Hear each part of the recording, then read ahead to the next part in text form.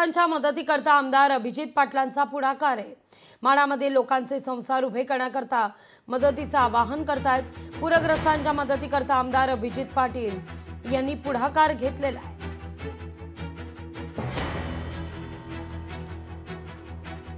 मतदारसंघामध्ये माढा तालुक्यामध्ये 16 गावामध्ये खूप मोठी सीना नदीला पूर आल्यामुळे आणि अतिवृष्टी झाल्यामुळे संपूर्ण तालुका आणि माझी 16 गावं त्या ठिकाणी खूप मोठ्या धोक्यात आणि संकटात आहेत। आम्ही तिथल्या सगळ्यांना बाहेर काढले। आज जीवितहानी झाली नाही, परंतु सगळ्याचे संसार मात्र आज उघड्यावर पडलेत। सगळ्यांच्या घरात पाणी शिरलंय। कित्येक जणांची जनावरं वाहून गेलेत।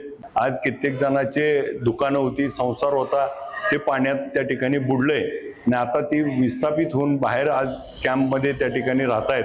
तर यांना मी आपल्या सगळ्याच्या माध्यमातून आवाहन करतो, आज आपण त्या ठिकाणी आपल्या गावाला मदत म्हणून, मग कुणाला कपडे असतील, लहान मुलांचे साड्या असतील, आज काही असेल, आपल्या परीने जे मदत आपल्याला त्यांना करता येईल ती मदत आपण पोहोचवावी।